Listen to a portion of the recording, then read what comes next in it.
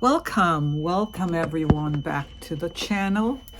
Break from Fear with Terry Pickens.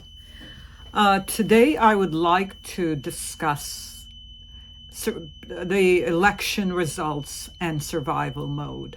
So what happens in any situation when you're in survival mode? Let's talk a bit about that today. Let me remind you to like the channel if you like it. Comment, and don't forget to subscribe. This way I can bring you more content on a regular basis.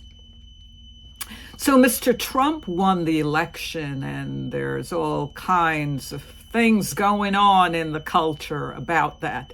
But let's compare it to being in survival mode. So in survival mode, I want to remind you, it's me, myself, and I. So it's very egotistical. Everything is about me, and I don't have the capacity to suffer a loss and congratulate the other person, good, bad, or ugly, and move on. It's always, survival mode is fight mode. So I'm always fighting to be right or to win or whatever it is I'm fighting for. Another symptom of survival mode that you can kind of experience within the election is the extreme. Survival mode means I'm on an extreme. So it's going to be extreme right or extreme left. Any polar line is extreme, and extremities are not good. They're unhealthy. And what's the solution to any extremity? If you remember, it's moderation. It's to move to the middle of the polar line. So that could also explain the win and losses with regards to the election. Let's just take abortion as an issue, not in any great detail, but just as I said, I'm comparing it to how you would look at it in survival mode. So one party, the party that lost, says her allegiance is to country, God, and I forgot the third thing. But let's take the allegiance to God. Only God sees what's in your heart, because our mouth can say anything. So if there's an allegiance to God, you have to follow God's rules or God's laws. And so if the Democratic Party has an allegiance to God, you can't, in a black and white manner, okay abortion.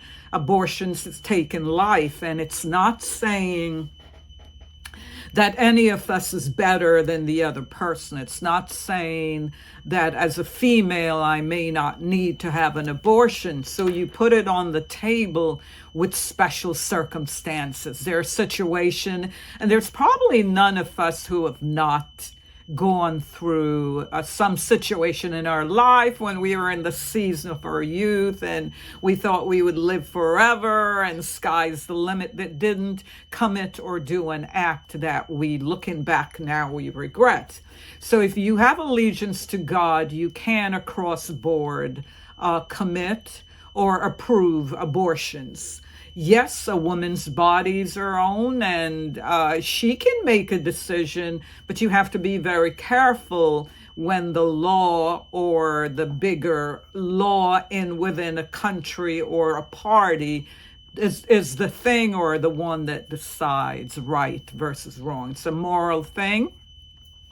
And the main thing to take from the abortion issue is that it's a great power for every female to carry a life, to decide on abortion, but you must always keep in mind that with great power comes great responsibility. And your party can't have that responsibility for you.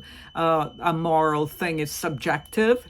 It is for you to decide, and yes, the country must support what you're doing. You can't walk into someone's home and take their life and not have a consequence. But the whole thing, it should be in the middle. It should be open to conversation. There should be certain circumstances. The other allegiance to God, I just wanted to say, if you think about it, is children are so sensitive. Most of the videos I've done help us to see that we all got stuck.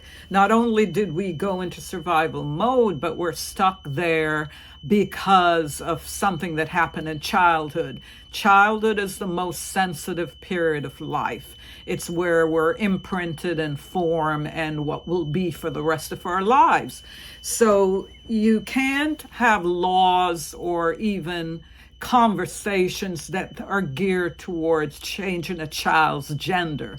If a child, it's peer pressure. If a child's go to school and other kids are talking about, I don't feel like a girl or I don't feel like a boy, and the easy thing is to go to a parent or whomever is paying for it, change your gender.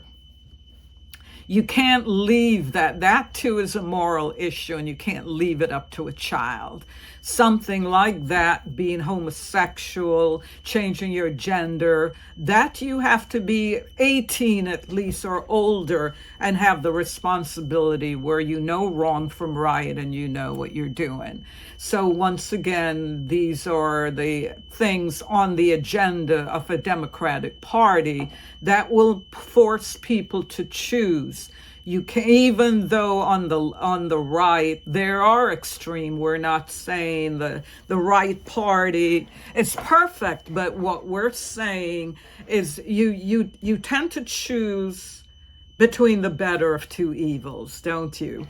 And so this is what the election has resulted in, people choosing the better of what they consider two evils.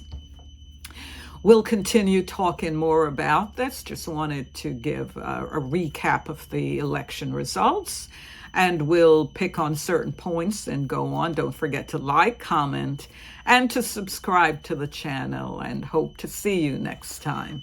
Bye now.